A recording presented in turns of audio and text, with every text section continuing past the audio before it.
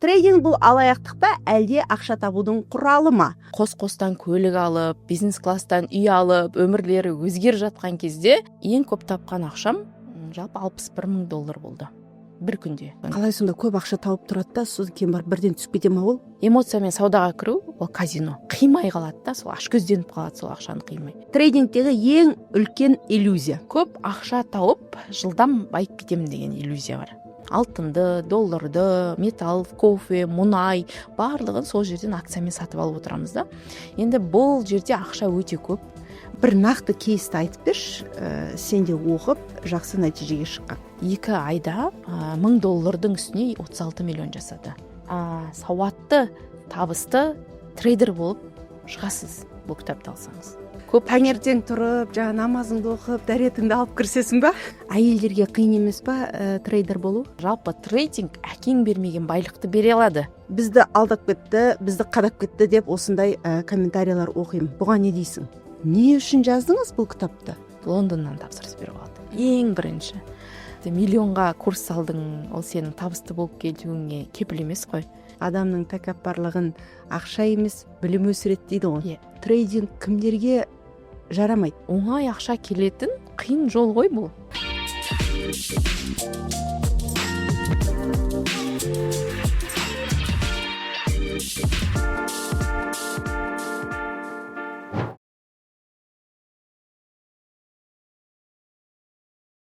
Қайырлы кеш, құрметті көрермен, эфирде әңгіме бар подкасты. Бүгін біздің керемет экспертімізбен сіздерді таныстырғым келеді. Мадина Сұлтан, трейдинг саласының маманы. Трейдинг бұл алаяқтық па, әлде ақша табудың құралы ма? Осын талқылайтын боламыз. Мадина, қош келдіңіз. Қош көрдік. Баршаңызға сәлем, құрметті тыңдарман. Мадина, өзіңді қысқаша таныстырып өтші. Мадина Сұлтанқызы, трейдер экспертімін. Қазіргі уақытта қарапайым қазақ қызы. 4 баланың анасымын, отбасылы келінмін, жалпы осындай қарапайым қызбын. Трейдинг саласындағы қазіргі мыңдаған шәкіртті оқытып, табысқа жеткізіп жүрген ұстазбын. Трейдингке қалай келдіңіз, Мадина? Трейдингке келгенге дейін жалпы мен Қазақстандағы мықты кәсіпкерлердің, мен маркетологы болып, сол кісілердің кәсібін басқарып, командасын құрып, жалпы обороттарын өсіріп жүрген маркетолог болдым. Сол кісілердің арасында трейдер эксперттері болды. Мағынға дейінгі 10 жылдық тәжірибелері бар, 8 жылдық, 6 жылдық тәжірибелері бар трейдер эксперттері болды. Сол кісілерге қызмет жасап жүрген кезде. Сен олардың парақшасын жүргіздің, яғни бизнесіне көмектестің. Маркетинг қызметті жасап жүрген кезде мен білдім сол кісілер арқылы, что бұл жерде шынымен де ақша бар. Және ол кісілердің өздерінің қос-қостан көлік алып, бизнес класстан үй алып, өмірлері өзгер жатқан кезде, омен қоса шәкірттерінің өмірлері өзгер жатқан кезде, мен бұл жерде шынымен де ақша бар, оқыған, көрген, білген адамға деп, сол кісілердің себепші болуымен жалпы осы трейдинг саласына келдім. Неге келгеніме 1 жыл болды. Аллахқа сансыз шүкір, білімнің, талмай табандылықтың, еңбектің арқасында осындай мен де мыңдаған ұстаздың қазір трейдинг саласы бойынша ұстазы болып отырмын. Шәкірттер. Мыңдаған шәкірттің ұстазы болып отырмын. Не үшін келдің трейдингке? Не әсер етті? Ақша деп айтпайын десем, ол өтірік болады. Расымен де мен ол кісілердің өмірлерінің жақсы жаққа өзгер жатқандығын, шалқып, балқып, тасып жатқандығын көрдім ғой. Сол трейдингке келген уақытта менде жолдасымыз екеумізде жалпы бізде 30 миллион қарыз болды. Біз үйімізді аларын алып алдық, бірақ ремонтқа деп біз кредит алдық, қарыз алдық. Есептеп қарасақ бізде басымызда 30 миллион қарыз екен. Сол қарыздан шығу үшін мен жолдасымыз екеуміз бірге білім алып, осы трейдинг саласына қол ұстасып келдік. 30 миллион қарыздан құтылдыңыз? Құтылдым, 1 жылда құтылдым. Енді трейдингке келген кезде ол жерде депозитке ақша саласың. Алғашқы депозитің қанша болды? Жалпы 1 ай мен демо счетпен, виртуалды ақша деп айтады, өтірік ақша. Қарапайым тілмен айтса, сонымен жаттықтым әбден. Содан кейін барып мен көп ақша салған жоқпын. $50 бастадым. $50 негізі мен трейдингке келген кезде күніне $10 тапсам да шүкір етем деп келгем.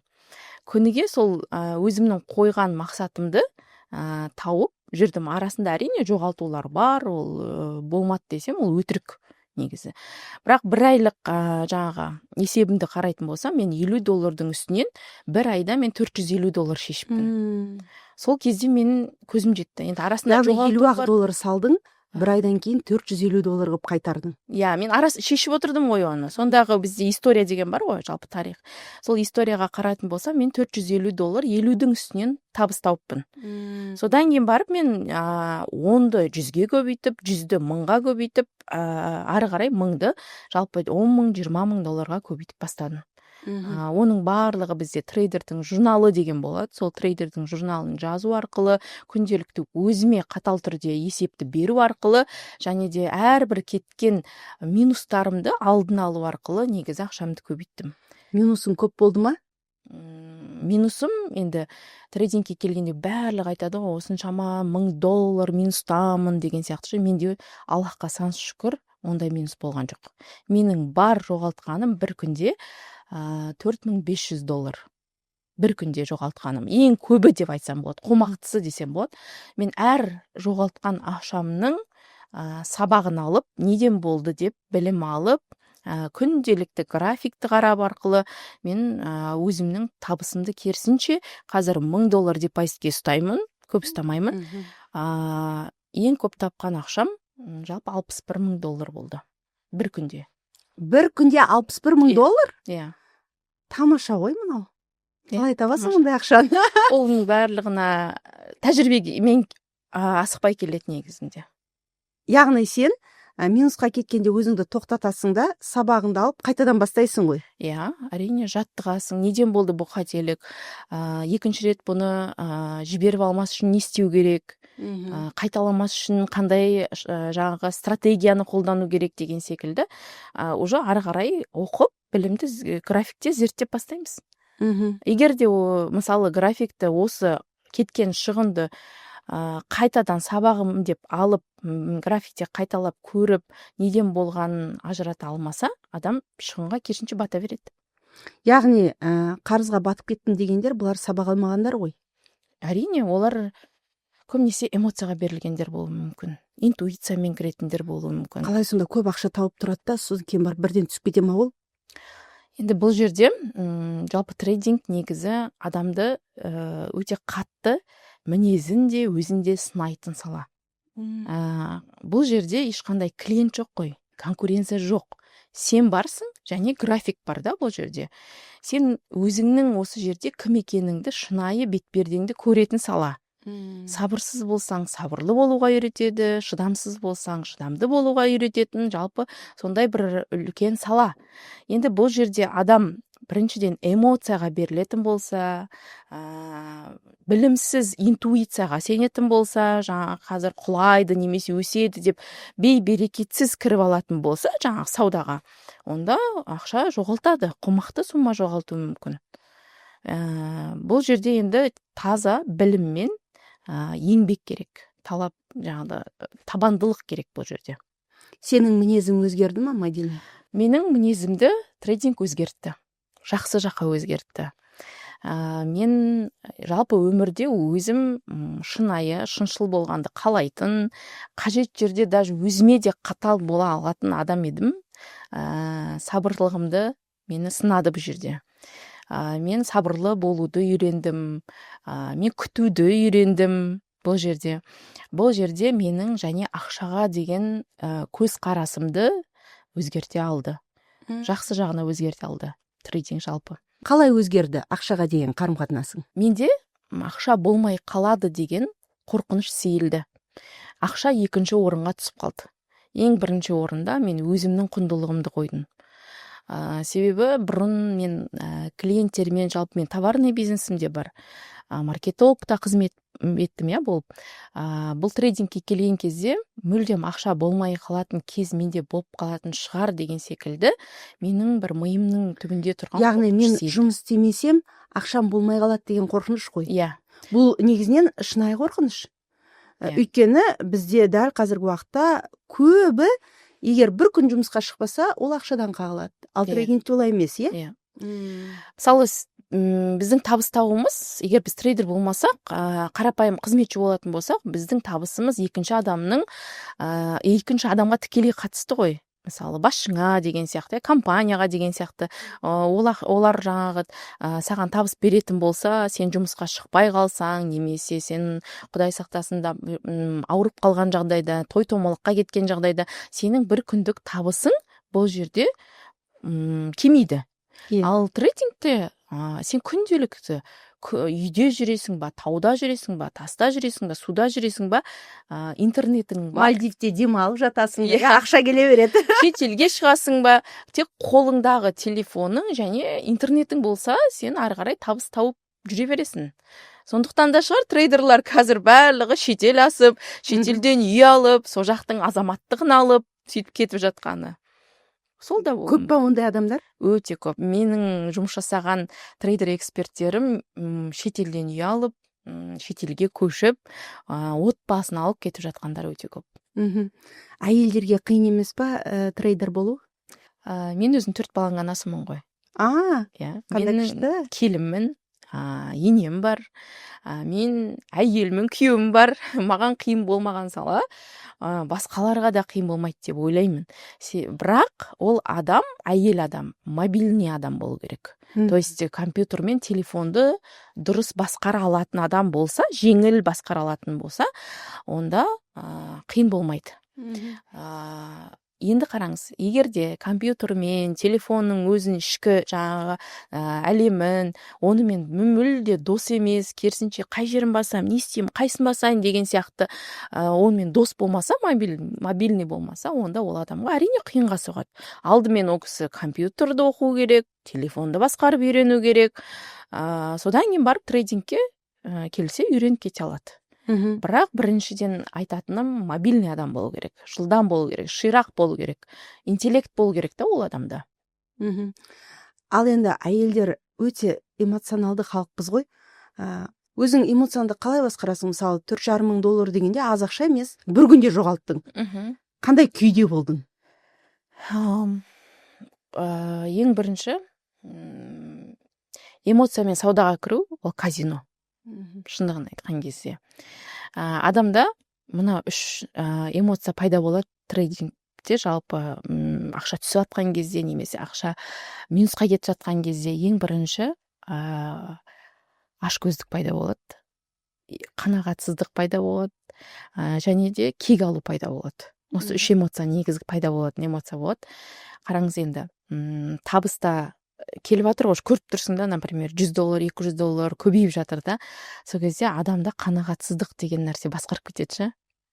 Яғни ары қарай да тағы да көбейетін шығар деп қажетті жерінен тоқтатпайды да. Екіншісі ашкөздік. Жаңағы сәл минусқа кетіп бара жатасың, ол жерде енді бірінші минус болып барып та көтерілуі мүмкін да. Сондай моменттерде егер қажетті жеріңе дейін минус болып, стоп-лосс деп айтамыз да, трейдерлер болса түсінеді.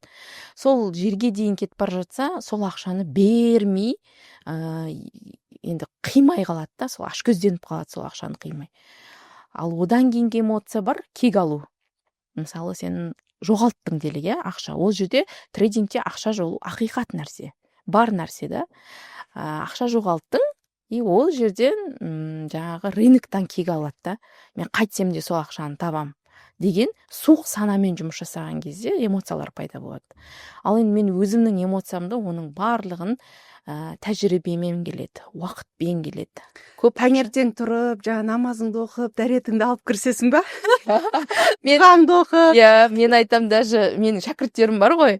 Мысалы, енді бізде стоп алып қалатын кездері болады, яғни аздаған шығынмен жабатын кездері болады. Сол кезде өзіміздің группамызда қайсың ол дәрет алмаған деп бір-бірімізге сөйтіп айтатын моменттер болады. Жалпы қызық сала, өте керемет сала бұл салада.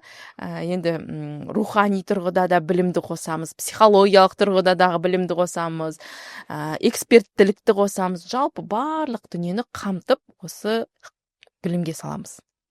Тамаша. Яғни сен эмоцияңды басқара білдің, $4,500 жоғалттың, бірақ өкінген жоқсың. Жоқ, өкінген жоқпын.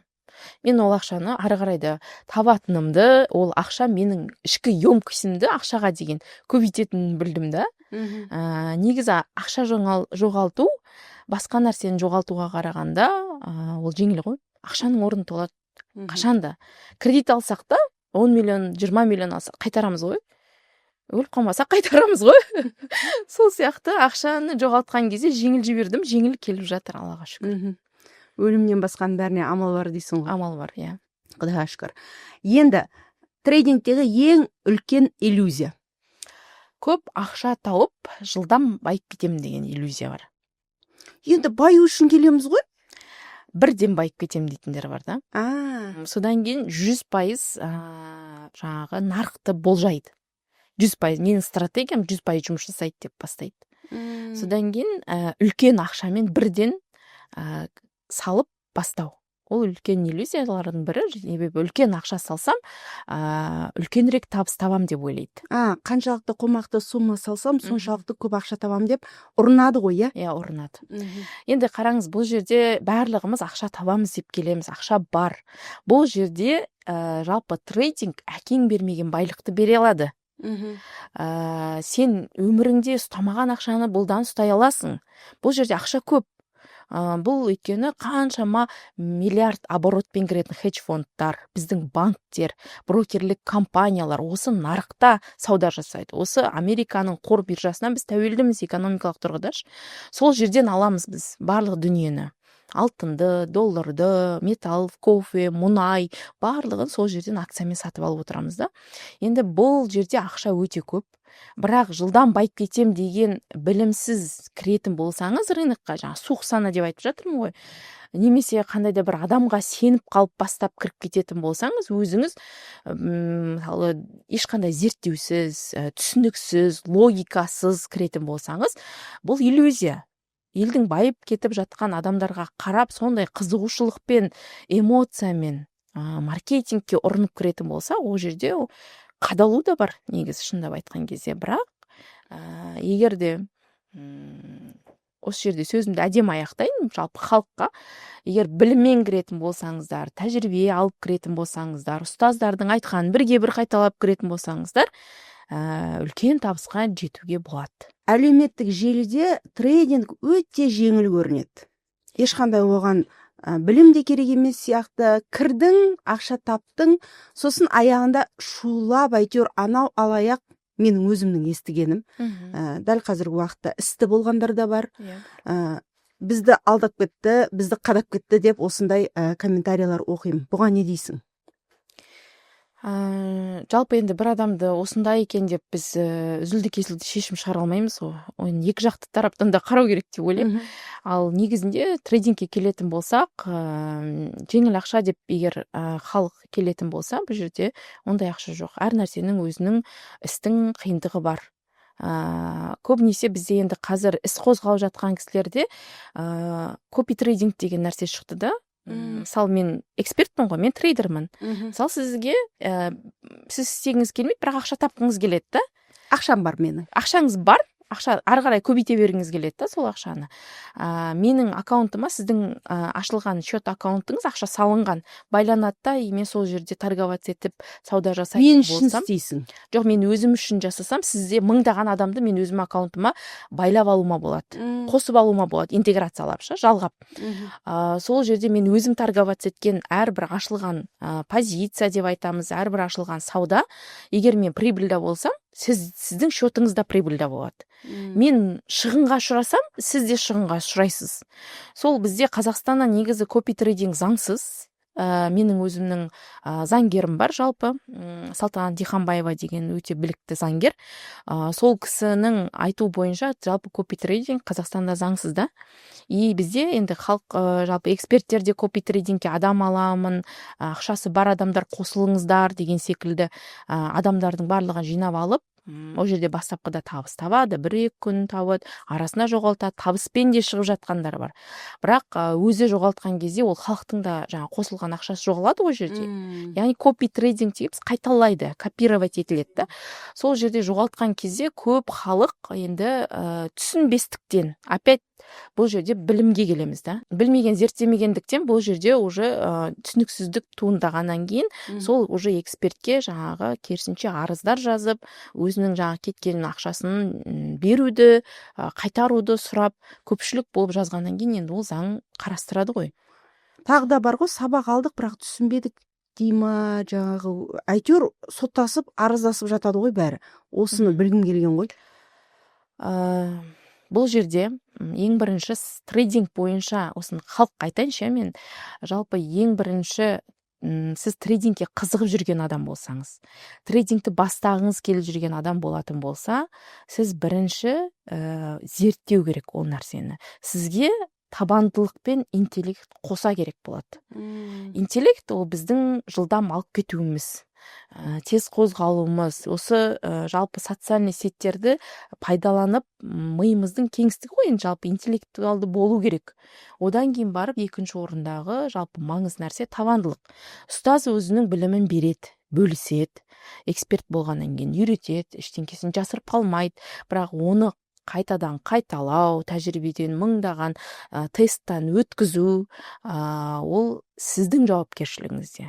Егер сіз трейдингке келетін адам болатын болсаңыз, деп айтайын, бірінші орында жауапкершілігі бар адам ретінде келуіңіз керек.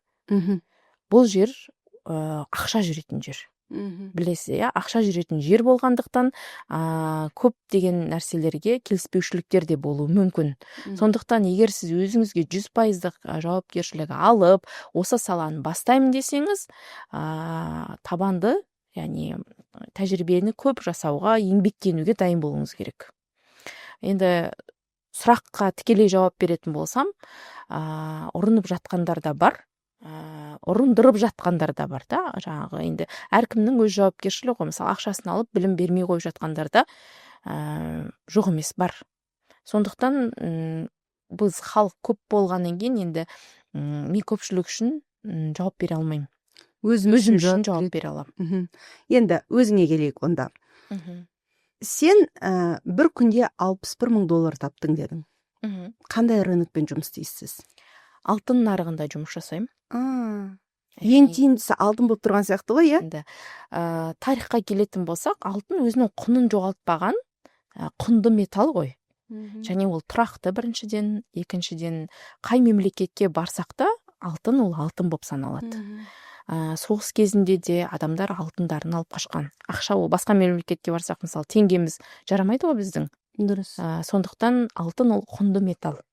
Және де алтынның бір үлкен преимуществосы деп айтайын, жалпы алтын нарығында жұмыс жасаудың, бізде тәулікте 24 сағат болатын болса, алтын нарығы 23 сағат ашық болады. Және де әртүрлі компанияны зерттеп, хауыз жасап, миымызды басқа нәрсеге құртпаймыз. Яғни фокус только алтында. Стратегияны только алтынға қолданамыз. Одан кейін, мысалы, жаңа 23 сағат ашық болғаннан кейін, мен өзімнің бос уақытыма, мен өзім 4 баланың анасы болғаннан кейін жасайтын тамағым бар, емізулі балам бар, сол бала-шағаның, бала-шағадан бос уақытымда мен кез келген уақытта кіріп, анализімді жасап, саудамды жасап, табыспен шыға аламын. Енді басқалармен салыстыратын болсақ, мысалы, акция кешкі уақытта ашылады. Әйел адам, жалпы ер адам үшін де бұл кішкене уақыт жағынан келмейді. Кешкі ас ішетін кез, кешкі ас ішетін кез, той-томалаққа баратын кез, қонақ келетін кез, балалар мектептен қайтатын кез, балабақшадан, мектептен қайтатын кез болғаннан кейін кішкене біз күні бойы жасаған анализімізді кешке қолдана алмай қалатын сәттер болады. Сондықтан да менің таңдауым алтын нарығы. Алтын әрдайым өседі. Алтын өзінің құнын жоғалтпайды. Алтын тұрақты, сенімді, үлкен құнды металл. Және сіздерге 24 сағат ақша алып келіп тұратын нарық. Солай ғой, Өте тамаша. Бір нақты кейсті айтып берші, сен де оқып, жақсы нәтижеге шыққан. Биология пәнінің мұғалімі, қарапайым қыз, орта мектепте сабақ береді. Трейдингті менен келіп оққанына міне 8 ай болды. екі жалпы бастапқыда менің істеген әрекеттерімді біз бірге бір қайталап жүрді. $10 $100 жасап жүрді, $100 $1000 жасап жүрді. Соңында 2 айда 36 миллион, $1000 үстіне 36 миллион жасады. 2 айда $1000, яғни 500 мың теңге ғой. 500 мың теңгені 36 миллион жасады. Біз не істеп жүрміз? Трейдингке кіру керек қой. 11 миллион кредитім жаптым деген видеолар жіберді.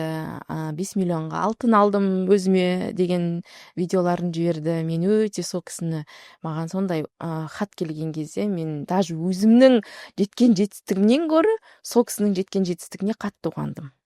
Ондай шәкірттер менде көп. Тағы біреуін айта кететін болсам, мысалы 50 жастағы шымкенттік ханым, тігінші, қаншама адамға тігінді үйреткен кісі да, мен алып кете алам ба деді. Алып кетесіз дедім. Себебі ол кісі компьютерді жақсы меңгерді. Жалпы өзі мобильный адам да, өзі ширақ адам. Алып кетесіз, қорықпаңыз дедім. Келді, оқыды. Қазір ол кісі тұрақты түрде $100 табады күніне. Айына? Енді қараңыз, жалпы рынок бізде $24. Иә. Қанша салады? $2,500 тұрақты табады ғой. Ол кісі депозитінде көп ұстамайды. Негізі миллионның үстінен миллион жасау оңай. Бірақ жоқтан барды жасау қиын ғой. Менің үйрететін ең бір жақсы қасиетім жоқ ақшадан бар ақша жасау. Мен айтам, сізге қанша ақшаңыз қазір артық тұр, $10, яғни 5000 теңгеңіз артық тұр ма, сонымен бастай беріңіз. Бұған кредит алып келіп салып, біреуден қарыз алып келіп салып, ондай болмайды. Сізге қазір қанша ақшаңыз артық тұр, сол ақшамен бастай беріңіз. $10-дан $5 салып та бастай беруге болады. Сонда $5 салып та ақша жасауға болады, иә? $5 салып да жасауға болады. Бірақ енді көп жағдайда ондай салған адамдар жоқ. Көбісі бірден 20, 50, 30, $100 жасап салып, ары қарай үстіне тауып кетеді. Мысалы $5 болатын болса, аз-аздан бір алтынның трой унциясын алып, 1-2 қозғалысты ғана ұстап, мысалы $2 үстінен табады. Сөйтіп, бірінші $5 салған адам алдымен депозитін жинайды. Депозитін жинайды, депозитін 50-ге көбейтеді, содан кейін барып, 50-ге көбейткеннен кейін барып, 50-дің үстінен тапқан, немесе 100-дің үстінен тапқан ақшаны өзінің қалтасына шешіп алуға болады. Мысалы, ақша тапты, содан кейін барып, ол ақшаны алғаннан кейін қатты сонда бір эмоцияға беріліп, одан да көп ақша құйып күйгендер бар ма? Бар. Сенің тәжірибеңде? Менің тәжірибемде бар. Салғандар бар. Қазір бірден маған тіпті шәкірттерім айтады, мен қазір 10 миллион салып апарайын, сізбен бірге жасайықшы дейтіндер бар. Өте көп та ондай. Бірден айтам, эмоцияларыңыз басқарыңыздар, ондай ақша салып, қазір бірден байып кете алмаймыз. Алдымен білім керек. Мен сіздерге оны өзіме жауапкершілік алып, ол кісінің ақшасына мен жасап бере алмаймын деп сразу айтам, бастыртам. Жауапкершіліктен қашам. Ал енді күн өздері маған айтпай, енді бұл жерде жалғыздан жалғыз жасай беретін сала ғой негізі. Салып жатқандар да бар. Бірақ маған қанша салғандарын мүлдем айтпайды, ұрсады деп ойлайды ау деймін. Айтпайды. Ұрсасың ба? Ұрсам, жандарын шығарам. Сабаққа келген кезде қаталмын. Ер адамдар бар, тіпті даже менің енді ұрысқанымды наоборот керісінше ұнататындар бар. Себебі бізге сондай ұрысқа қатал мұғалім керек, ұстаз керек деп айтатындар да бар. Жай сөзді түсінбейміз дейді ғой. Иә. Жалпы өзіміз мектепте де баламызды қатал мұғалімге берген жақсы көреміз ғой. Білімі тастай болады, тәрбиесі, тәртібі. Керісінше мен өте жайлы ұстаздарды іздеймін. Сондықтан балаларымды тек қана ақыл мектепте оқытамын. Мен енді керісінше, мені или солай оқытқаннан кейін ба? Мен өзім сондай жалпы білімге келген кезде, өзімнің ісіме келген кезде, бит порядкілеп істеген жақсы көремін да, қаталдық танытам сол себептен. Ақшада негізінен қаталдық өте маңызды, эмоция керек. Эмоцияны алып тастау керек сияқты. Иә. Эмоцияменен көп адам көбірек табам деп ақшасынан айырылып қалуы мүмкін. Мадина, түсінікті. Менің өзіме де жақсы бір ойлар келді. Трейдинг деген не екенін өзім ұға бастадым. Жақында сенің керемет кітабың шықты. Алтын ап. Иә. Қараңыздар. Мадина Сұлтан дейді. Мен өзім оқыдым. 2 күн уақытымды арнадым. Ішінің бәрі енді толған осындай сызбалар, графикалар, соның өзіне түсінбейтін шығар деп едім, түсіндім. Не үшін жаздыңыз бұл кітапты? Мен бала кезімнен мақсат етіп қойғанмын. Мен кітап жазғым келеді деп. Сол кітабымды Аллах Тағала маған осы трейдинг саласында бұйырған екен. Себебі мен өзім жалпы стратегический мышлениеде жүретін адаммын да, өзім сондай санатқа жатқызам да. Техниканы жақсы көрем, әрбір заттар болады ғой, мысалы электрондық техникалардың барлығын зерттеп қараған жақсы көрем. Сол себептен де бұл трейдинг саласы жалпы стратегия ғой. Бұл жерде тікелей стратегияға байланысты болғандықтан менің қабілетімді Аллах Тағала осы жерде ашқан секілді. Жалпы өзім аштым ғой, енді Аллах Тағала бұйыртқан екен да. Біріншіден, бұл кітапты жазған кезде менің шынайы жүрегімнен шықты. Алған әрбір білімімді, әрбір стратегиямды біздің қазақ халқы жаңағы осы қазақтың тілінде оқыса екен, қарапайым тілде түсінсе екен, трейдинг не деп қазір жаппай прям қазір бір мода сияқты болып кетті ғой негізі. Хотя бұл біздің ғасырымызға дейінгі 17-18 ғасырларда келген дүние да, болған дүние. Бізге енді бір бұл жаппай енді ғана бір таралып, енді ғана бір келіп жатқан сала сияқты болғаннан кейін адасушылықтар, жаңағыдай ұрынып жатқандар көп болады да. Сондай халқым менің әрбір қазақ азаматшасы ең бірінші трейдингті бастаған кезде осы кітаптан не екенін түсініп, ары қарай уже өзіне қажетті білімді алса екен деген мақсатта өзімнің қолданған стратегияларымды, жүзеге асқан тәжірибелерімді, қателіктерімнің алдын алып, 70 күн деген кезде мен осы кітапты жазып шығардым. Кітапты қолың алсаң, Мадина? Өзім де алайын. Осы кітабым менің енді ең бірінші туындым ғой.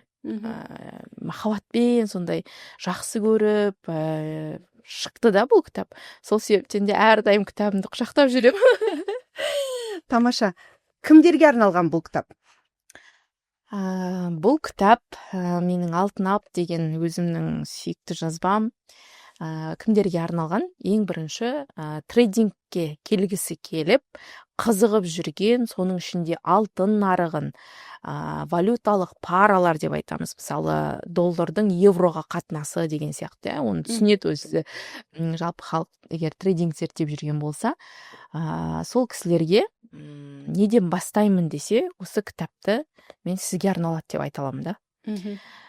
Екінші, бұл уже трейдингті бастап, көріп, бірақ әлі де тұрақты табысқа шалмай, шығыннан шығын болып жүрген жаңа трейдерлерге де арналады. Енді олар көбінесе стратегия іздейді ғой бізде осы салаға келгеннен кейін. Жалпы бұл кітапта ең біріншіден қазақ тілде қарапайым жеңіл жазылған. Мен түсіндім. Жеңіл жазылған, және де базалық білімнен бастап жоғарғы білімге дейін стратегиялар бар. Бұның ішінде 5 бөлімнен тұрады бұл кітап. Ең бірінші біз жаңа свечной анализ дейміз, базалық, самый базасы прям не деген кезде келіп графикті зерттеуден басталады.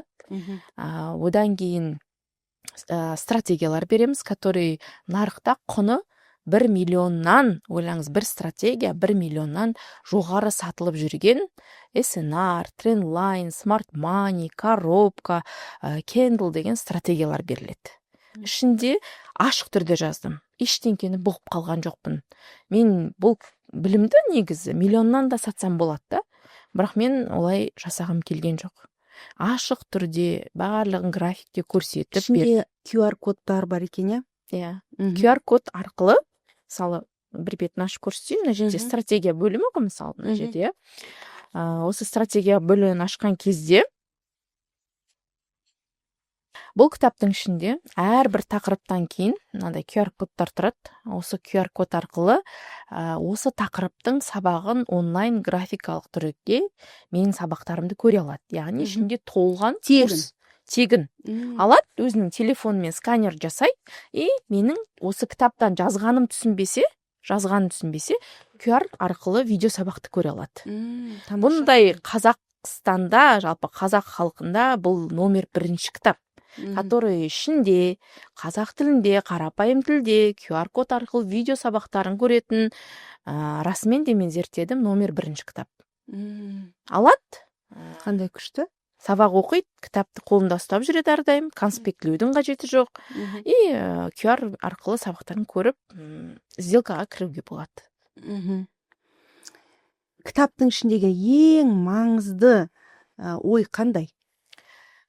Кітаптағы маңызды ой сауатты, табысты трейдерлерді шығару. Бұл жерде нақты қадамдармен, ережемен жазылған стратегиялар бар. Сондықтан бұл кітапты алған адам ары қарай өзімен өзі осы кітапты оқып, бізден кері байланыс бар еще бізде. Сол кері байланысты алып, табыс тауып кете алады. Сондықтан да бұл кітап ең бірінші, бұл жай кітап емес қой. Мысалы, бұл энциклопедия емес, бір қарапайым көркем әдебиет емес, бұл ертегі емес. Бұл жерде ақша табуға арналған инструменттер берілетін кітап қой. Сондықтан да бұл кітапты алған адамға жеткізгім келетін ой, сіз сауатты, табысты трейдер болып шығасыз бұл кітапты алсаңыз. Тамаша. Сонда кітапты аламыз. Сіздің мен шәкіртіңіз болады. Менімен 24 сағат байланыстасыз. Сұрақтар қоям, жауап бересіз, Бізде кітабымыз Каспий магазинде де бар, жалпы өзімізден де алса болады. Кітапты алған адам бізге ол артындағы мына QR код тұр ғой, ең соңындағы. Сол QR код арқылы бізбен байланысқа шыға алады. Қай жерден болсын, бізбен байланысқа шыға алады. Біз ішіндегі жаңағы QR код арқылы видео сабақтарымыз бар ғой, сол жердегі түсінбей қалған сәттерде, моменттер, стратегиялар, енді бұл графика болғаннан кейін біз кері байланыс береміз бұл жерде. Телеграм каналымыз бар, сол каналға түседі. Менің тағайындап қойған мен үздік шәкірттерім куратор болып отыр, және ол каналда өзім де қадағалаймын, кері байланыс беріп, осы кітаптағы әрбір тақырыпты талқылаймыз біз. Одан кейін барып, менің өзімнің қосымша сабақтарым бар. Мен тәжірибелеріммен бөлісетін эфирлар жасап тұрам. Осы уақытқа дейін кітап алған қанша адам бар? Табысқа жете алды ма? Біз алғашында 500 штук бір тиражбен шығардық. Ең бірінші, білесіз бе, біздің клиентіміз кітапты алғанша адам Лондоннан тапсырыс беріп алды. Ең бірінші. Содан кейін Европаға кетті, Америкаға кетті, Кореяға кетті. Өзіміздің көршілес Қырғызстан, Өзбекстан мемлекеттеріне кетті. Бізде бірден бір сатылымда, бір күнде мен кітаптың ашылуында 300 кітап саттық. Яғни менің уже қазір примерно 2-ші тиражға заказ бердік. Қазірге дейін бізде уже 500 шәкіртіміз бар. Кері байланыс ұстап отырсыздар? Әрине, кері байланыс ұстап отырмыз. Нәтижелері қалай? Нәтижелері бізге кітапқа берген әрбір оқырманның пікірлері өте керемет. Кітабымды қолымнан тастамай жүрмін. Ішінде қаншама миллиондаған курсты Мадина ханым тегін беріпсіз. Жаңағы менің жасап жүрген қателіктерімді осы кітап арқылы таныдым. Мен сұломның, свечаның түрлерін білмейтін едім. Осы кітап арқылы мен ұқтым.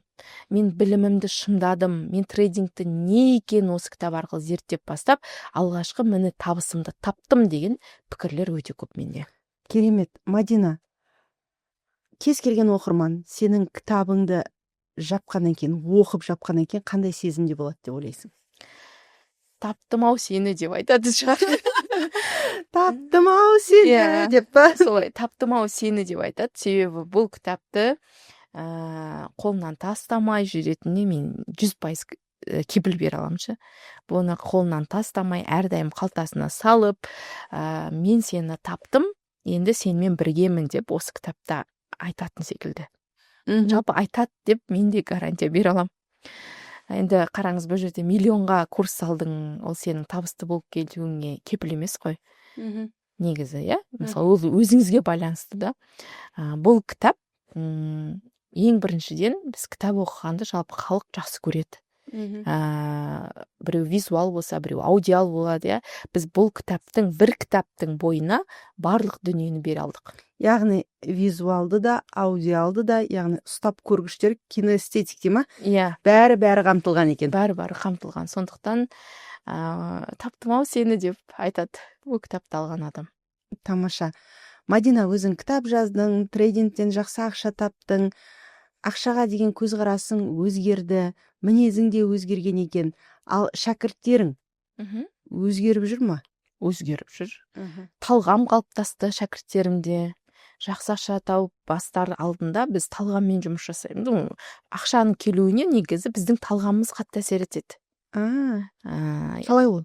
Әрбір табысты болам деген адам ең бірінші табыстан бұрын талғамды қалыптастыру керек. Бейберекет жерлерде жүрмей, бейберекет жерлерден тамақтанбай, өзін жинақы түрде, өзінің вкусы қалыптасу керек та.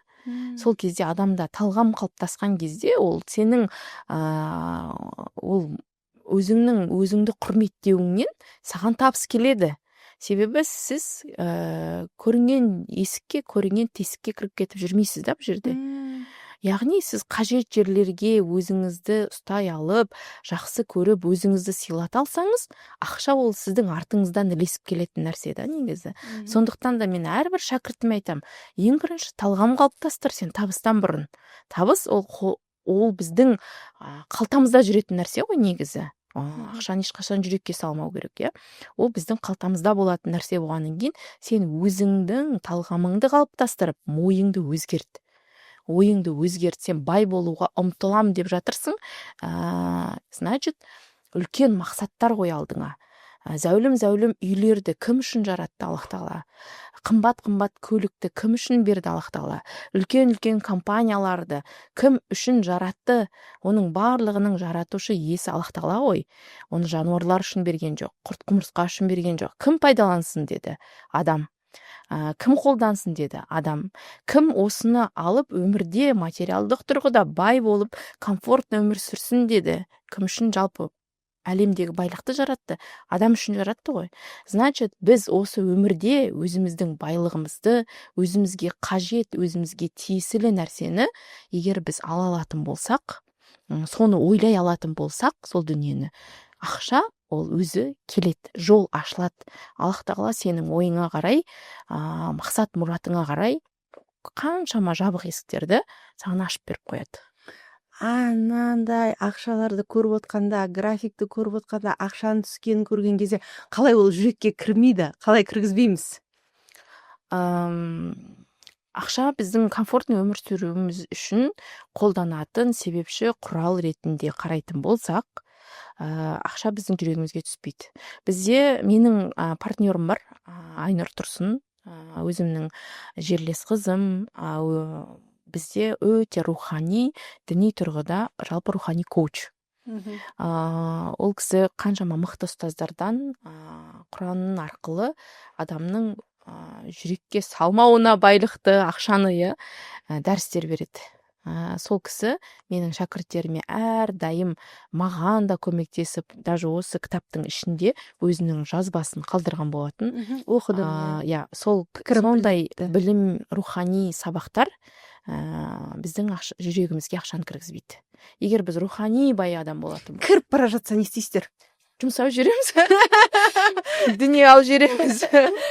Көбінесе енді менің өзімнің компаниямды айтайыншы, емес академиясы бар ғой бізде. Ішінде енді кішігірім 15 адам жұмыс жасаймыз.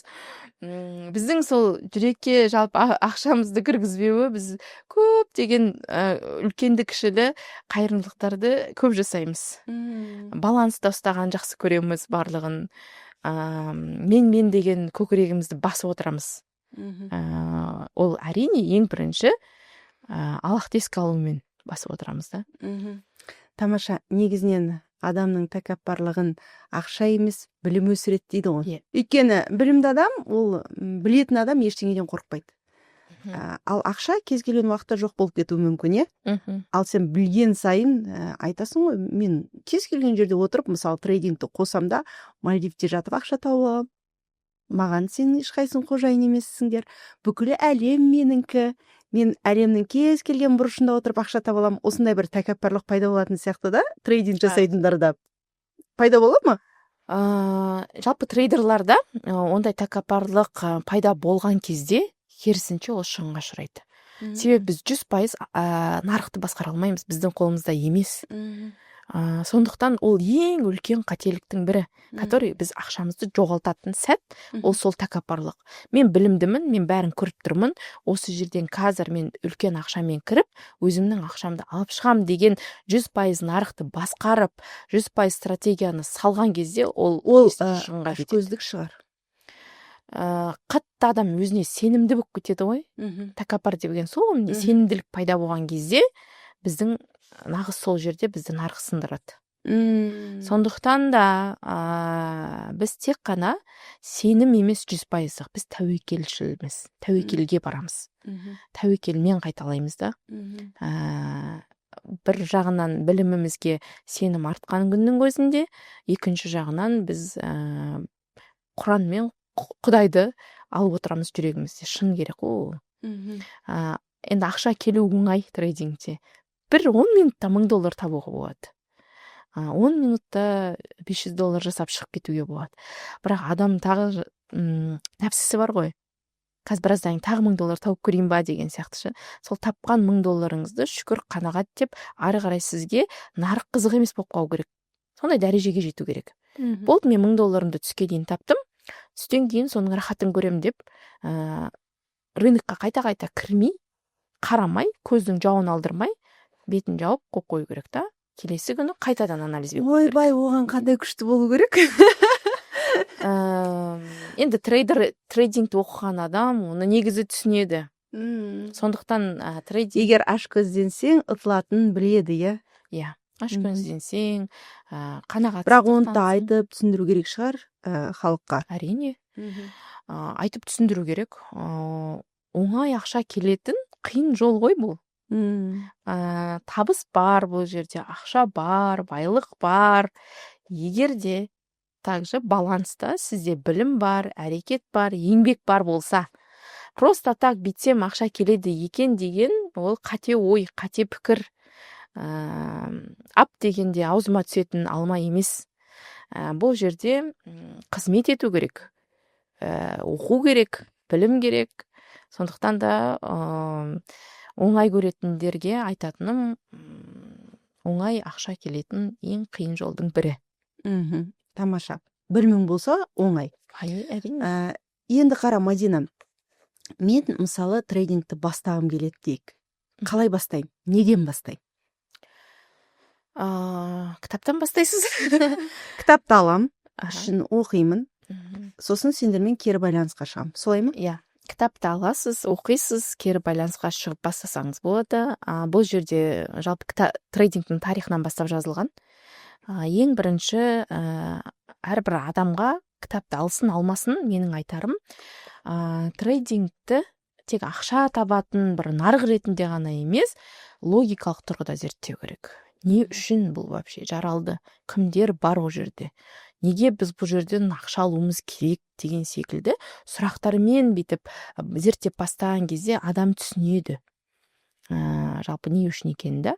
Енді қараңыз, ютубта тегін сабақтар өте тола. Бірден ақылға жүгіріп, бассап ала салмай, көптеген тегін сабақтарды көріңіз, салыстырыңыз, зерттеңіз, сізге келетін ұстазды табыңыз, который жүрегімен де келетін, типажмен де келетін ұстазды табыңыз. Бұл жерде жалпы наставник керек. Офлайн білім алу керек. Бірден онлайн білімге жүгірмеңіз. Онлайн білім бұл жерде алып кете алатын, өзіңізге сенімді болсаңыз ғана алу керек. Ал көп жағдайда мен көзбе-көз қасыңда отырып, қолыңнан ұстап отырып көрсететін офлайн білім алыңыз деп айтам. Ақша жүрген жер ақша жоғалту бар. Сондықтан ақша табу да бар. Ең бірінші айтарым жаңағы зерттеп келу нарықты. Зерттеп өзіңізге тиімді әдісті таңдап келу. Трейдингті нөлден бастап келетіндерге мына кітапты егер алатын болсашы, бұның ішінде ең біріншіден жеңіл жазылған и түрлі түсті. Мысалы бізге трейдингте жалпы түс өте маңызды қызмет атқарады. Мен осығанға дейін қаншама трейдингтен кітаптарды алып, енді кітап жазуыма дейін мен кітаптар алып оқып білімімді шыңдадым ғой.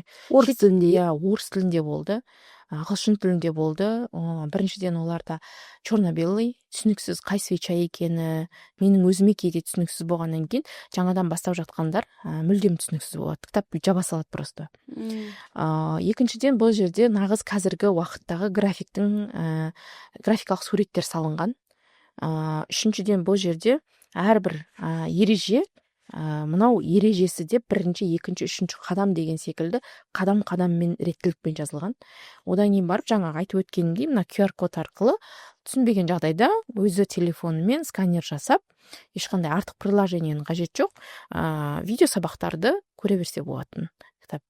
Егер неден бастаймын, қайдан бастаймын, қалай бастаймын деп жүрген болса, шамаңыз жетсе осы кітаптан бастаңыз деп айтқым келеді. Ақпаратты алып, одан кейін сіздерде офлайн сабақтар да бар, иә? Иә, офлайн сабақтар. Ары қарай енді білімін осы жерден табыс тауып, білімін шыңдап, офлайн келем десе, мен тек қана офлайн сабақ оқытам. Онлайн бұл салаға келмейді. Сондықтан әр қалаға барып оқытатын сәттерім де болады. Офлайн білім алғанға ештеңке жетпейді. Бірден табыс табуға болатын офлайн. Ең бірінші трейдингке келгендердің жіберетін 3 қатесі. 3 қателік интуициямен ережесіз сауда жасау. Бірінші қателіктің бірі. Жаңағы ережесіз. Ойланбай ақша салу жер. Жоқ, салуын салады ғой. Ойланбай бетіп, қазір өсет деп бағадан кез келген жерден кіре беретіндер өте көп. Ол интуиция. Қазір өсейін деп тұр, қараш деп, мына жерден өсуге кіріп алады. Құлайын деп тұр, қараш деп, құлайды деп кіріп алу мүмкін да. Бұл жүйесі жоқ бұл жерде, білім жоқ, ереже жоқ. Чисто өзінің адам интуициясымен кіріп жатыр да. Бұл ең бірінші қателік. Ең бірінші номер 1 қателік десем болады. Одан кейін барып, стопсыз сауда жасау ең үлкен қателік. Енді стоп дегеніміз біз белгілі бір жерге бағамыз, біз баратын бағытқа емес, кері бағытқа кетіп қалады ғой. Сол сәттерде біз ограничение қоямыз өзіміз. Мынаған келгенге дейін мынанша доллар мен жоғалта аламын деген секілді. Сол тоқтауды қоймай, стопсыз жұмыс жасаған бұл үлкен қате. Үшінші қате ол қанағатсыздық. Біздің белгілі бір жерімізге дейін табысты таптық, сол жерден тоқтау керек болдық, яғни take profit'тан тоқтау керек болдық. Сол жерге келген кезде мәмілені жаппау. Сделканышы, тапқан табысымызды осы жетеді, шүкір, тәубе деп жаппай, қанағатсыздық танытып, ары қарайда көбірек ақша табамын деп отыру, ол үшінші қателік. Осы 3 қателікпен жұмыс жасау керек. Осы 3 қателікті сондай қанағатсыздыққа ұшырамау үшін не дейсің өзіңнің шәкірттеріңе? Стоппен тейкті қой деп айтам, қойдырам, көзім жеткізем қойғанына, скриндар жіберіңіздер деп айтамын, жауып ал деп айтамын. Мысалы, сіз көлік айдап келе жатасыз, жүргізіп келе жатасыз. Сіз қажет жерде тормоз басуыңыз керек қой. Басуыңыз керек, иә. Сол тормозды баспай қалсаңыз, не болады? Авария болады. Яғни ДТП-ға ұшыраймыз, иә. Шығынға батамыз ғой, батамыз. Ал қажет жерде газды басып жүріп кетпесеңіз, не болады? Арада ДТП-ға жол ашамыз. Иә, жол ашамыз. Сол секілді бұл жерде де өзінің қоятын мерасы бар деп айтайыншы. Ережелері бар ғой. Сол ережелерді әрбір шәкіртке ұстаныңыздар деп айтам. Сол ережені ұстанған кезде көп жағдайда өте жақсы пайдамен шығып жатамыз. Өте жақсы алғыстар естіп жатамын. Өте жақсы табыстарын тауып, анау группаға жіберген кезде сондай бір керемет сезім. Ойлаңызшы өзіңіз, өзге адамға сен табысты болуына себепші бола алдың. оның отбасының ризығы, бала шағасының ризығы деген секілді. Сосын табыс тапқаннан кейін айтамын, бүгінгі осы табыстарыңызға шүкір етіп, демалыңыздар деп. Қайта рынокқа кіре бермеңіздер деген секілді. Енді қайттан кірет, анау өсіп жатқан көріп, қабая тағы да отыра тұруым керек еді деген ойлаған кездерің болды ма? Тағы да отырсам, тағы да бір $1000 табар едім деп. Болды. Ондай сәттер жиі болады. Әйтеуір кіріп қалған, жасап қалған қол, жасағысы келіп тұратын сәттер өте көп болады. Ондай кезде кіруге болады, қолыңызға компьютерді алып, қайтадан сызып, анализіңізді жасап, егер нақты кіретін зона деп айтамыз, яғни белгілі бір зонаны көріп тұрған болсаңыз, сол сізді жаңағы табысыңызды табуына апаратын нақты ТВХ беретін зона десеңіз, онда кіруге болады. ТВХ дегеніміз кіретін жер, біздің мәмілеге кіретін жеріміз. Остановкаден автобусқа отыратын жер ғой, остановка. Сол секілді біз остановкамыз, яғни белгілі бір жерге келген кезде автобус тоқтайды, сол жерден мінеміз. Ол кетіп қалғаннан кейін, немесе келгенге дейін біз кіре алмаймыз. Себебі өзінің уақыты бар. Автобусқа мысалы кетіп қалғанның артынан жүгіріп жабысып алмаймыз ғой. Яғни әр нәрсенің өзінің белгілі бір зонасы, аймағы, уақыты болады. Егер ол аймаққа келмесе, бізге күту керек болады. Тамаша. Бірақ трейдинг кімдерге жарамайды? Кімдерге мүлдем оқудың қажет жоқ? Ең бірінші, трейдинг жауапкершіліктен қашатын адамдарға мүлдем жарамайды. Екінші, яғни біреу маған ақша жасап береді, біреу маған көмектеседі, білімсіз кіре беремін дейтіндерге болмайды. Өз жауапкершілігімді алып, сіздің мойныңызға іліп қойған сияқтымын да. Яғни сіз жасайсыз, сіз білесіз, мен сізге ақшаңызды бердім ғой, ары қарай сіз маған табыс табуға міндеттісіз деп өзінің жауапкершілігін өзгеге асып қоятын адам болса, онда сіз трейдингке келмей ақ қойыңыз деп айтқым келеді. Айтам да, жалпы солай. Одан кейін екінші, құмар ойынға жақын адамдар бар ғой. Құмар ойынға жақын адамдарға бұл сала мүлдем келмейді. Трейдингті казино қылып жібереді. Трейдинг ол біз ойлағандай казино емес. Бұл жерде ереже бар. Бұл жерде математикалық формула бар. Бұл жерде графика бар. Бұл жерде жалпы айтқан кезде кіретін, шығатын уақыты бар. Уақытымыз бар да, уақыт бар. Сондықтан егер де құмар ойынға жақын адамдар болатын болса, бұны казино қылып жібереді. Бар ғой, олимп ойнайтындар бар, картаға ойнайтындар бар, ондай кісілер бұны казино қылып жібереді да, көп ақша жоғалтып алуы мүмкін. Үшінші, процестен ләззат алмай, тек қана ақшаны ойлап, табыс табам деген соңғы итоговый нәрсені ғана ойлап келетіндерге бұл сала болмайды. Себебі сіз әрбір жасаған іс-әрекетіңіз сізге қызық болу керек, процесс қызық болу керек, оқып отырған дүниеңіз сізге қызық болу керек. Сол әрбір процесстен ләззат алып, соны жақсы көріп, соны ұғып келетін болса. Ақша тауып отырсаң, жақсы көріп кететін шығарсың? Жақсы көріп кетесің. Ақша әкеліп отырса, одан арман білім алып, біліміңді шыңдап, осы жерден жақсы табыс табам деген адамда ой қалыптасады. Сондықтан ең бірінші ақшаны екінші этапқа түсіру керек та, негізі. Ақша беретін жүр ғой, но придется түсіруге сол жерге. Бірінші орынға процессті қою керек. Процесс. Яғни ақша мотивация бере ме, әлде тағы да мотивация беретін басқа да дүние бар ма мұнда? Мотивация беретін мықты дүние бар. Бірінші орында біз ақша мотивация деп келеміз ғой. Келген адам бірінші ақшаны мотивацияға қойып келеді. Бірақ нарыққа келген кезде сіздің жасаған анализіңіз, стратегияңыз жұмыс жасайды ғой. Прямо тура сол жерге барып, содан барып көтеріліп, немесе сол именно прибыльға шығаратын зонаны, аймақты тапқан кезде, вот деп мотивация аласың да, ары қарай оқи бергің келеді, ары қарай білімің шыңдай бергің келеді. Прямо ол жұмыс жасаған кезде сен ақша тапқаннан да бұрын қуанасыңшы. Сол мотивация. Егер бәрін қайтадан бастасаңыз, нені өзгертер едіңіз? Неге бұл салаға бұрынырақ келмедім деп өзіме соны өзгертер едім. Бұрын Мгм. келген болсам, қазір уже бұдан да жоғары деңгейге жететін деп ойлаймын. Трейдингті бір сөзбен сипаттап берші, Мадина. Трейдинг бұл жай ғана ақша табу алаңы емес. Бұл жерде сіздің сенімділігіңіз, махаббатыңыз, комфортыңыз, өміріңізді, жалпы мінезіңізді, отбасыңызды өзгертетін үлкен сала. Трейдингте оқыған, трейдингке келген әрбір адамның ой кеңістігі, ақшаға деген объемы өседі. Сіз шыңдаласыз бұл жерге кеп. Бұл адамның өзін сынайтын, өзін өзгертетін бірден бір номер бірінші сала деп айтсам болады. Ал менің ойымша, Мадина, мен кітапты оқып отырып, қаржыдан тәуелсіз болу жолы дер едім. Иә. Ол ойды, жалпы трейдинг ол әлбетте қаржыдан тәуелсіз болатын жол. Ол жерде біз күнделікті 8 сағат жұмыс жасап, табыс табатын болсақ, Финансовая свобода дейміз ғой. иә, трейдинг жалпы бұл еркіндікті таңдағанның жолы. Бұл жерде сен ақшаға тәуелсізсің.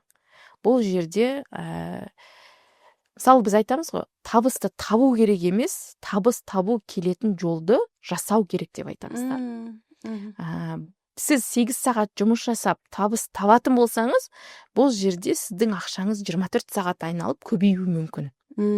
Сондықтан мен әрдайым айтамын, табыс табудың жолын, табыс табуды емес, табыс келіп тұратын, табыс өсіп тұратын жолды табу керек. Инвестиция, яғни бар қолыңдағы капиталды, бар ақшаны өсімге салу керек қазір. Ақшаны үйде жинап қойғанға қарағанда, өсімге салатын болсақ, біздің ертең ақшамыз 1 теңгеге болсын өсіп тұрады. Табысымыздың көбеюіне көмектесетін, байлыққа жол ашатын, өмірімізді түбегейлі өзгертетін бірден бір жол осы трейдинг. Яғни суды шелекпен емес, құбырмен үйге кіргізіп ал дейсің ғой. Тамаша. Қарапайым біріне айтайыншы. Мысалы, магазин бар да, мен товарный бизнеспен де айналсам, бір қарапайым кісі кіріп келді, үлкен кісі, 50 жастағы.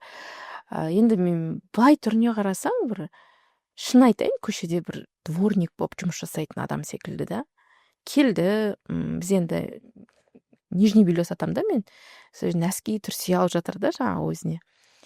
Қарайым, алды, қымбатын таңдап алды да, түрселердің өзін, нәскилердің өзін, жылылықтың өзін.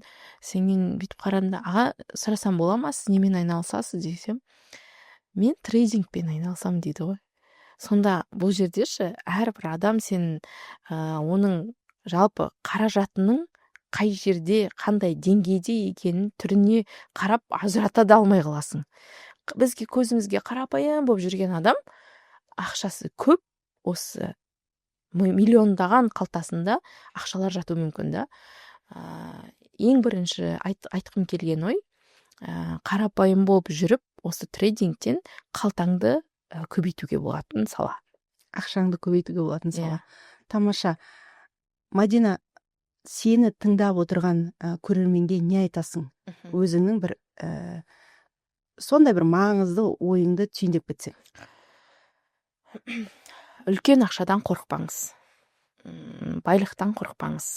Армандау тегін.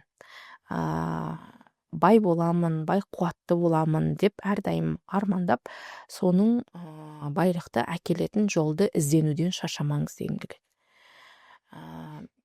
Сіз қай жолмен жүрсеңіз де, қандай істі істесеңіз де, ең бірінші ой ол өзіңіздің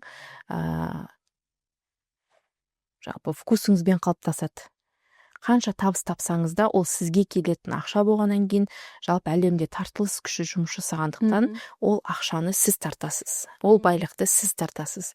Сондықтан да айтқым келеді, көп ақша тапсам мен бұзылып кетемін, көп ақша тапсам мен көкірек болып кетемін, көп ақша тапсам мен мынандай болып кетемін деген арами ойларды алып тастап, керісінше осы әлемнің қаншама мың мұқтажына көмектесетіндей маған байлық берші деп Құдайдан сұрап, осы бір істі бастауға мен кеңес беремін.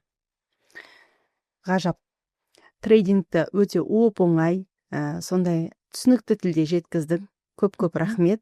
Мен ойлаймын, біздің оқырмандар алтын ап кітабын сатып алып, өздерінің өміріне пайдаланып, жақсы нәтижелерге жетіп, Мадинаға алғыстарын жаудыра береді деп ойлаймын. Ал мен осы аралықта алтын көпір болдым. Келгеніңе, уақыт бөлгеніңе көп рахмет. Сізге рахмет. Осы трейдинг саласын халыққа қарапайым тілде жеткізейік, осындай мүмкіндіктің, кітаптың бар екенін халыққа көрсетейік деп жатқан ең бірінші сізге рахмет. Алла разы болсын. Отбасыңызда табысыңыз артып, берекесін беріп, деніңіз сау болсын. Рахмет. Айнұр ханымға енді таныс болғаныма, сізген осы бір сұхбатта бірге болғаныма шын жүрегіммен қуаныштымын. Жалпы бұл трейдингті зерттеп жүрген әрбір халыққа біз бүгін пайдалы ақпарат бере алдық деп ойлаймын. Оңай деп жүрген адамға оңай жағын, қиын деп жүрген адамға қиын тұстарын айта алдық деп ойлаймын. Сондықтан да істі бастауға, жалпы бүгінгі істі ертеңге қалдырмауға кеңес беремін. Сізге рахмет, командаңызға рахмет, табысыңыз артып, осындай актуалды тақырыптарды осы подкастыңызда шығара беріңіз. Біз сіздің тыңдарманыңызбыз, сіздің поддержка беріп, сырттан осы кісіге жету керек еді деп жүрген қаншама халық бар ғой. Рахмет. Сол кісілердің біріміз бізде. Сондықтан сізге бар жақсылықты тілеймін. Рахмет, Мадина. Саған да сәттілік тілеймін. Трейдинг саласы біздің қазақтарда байта берсін деген тілекшімін. Рахмет. Сіздерге көп рахмет. Трейдинг саласы алаяқтық па, әлде ақша табу құралы ма деген сұраққа бүгін нақты жауап берген сияқтымыз. Бізбен бірге болыңыздар. Әңгіме барда өмір бар.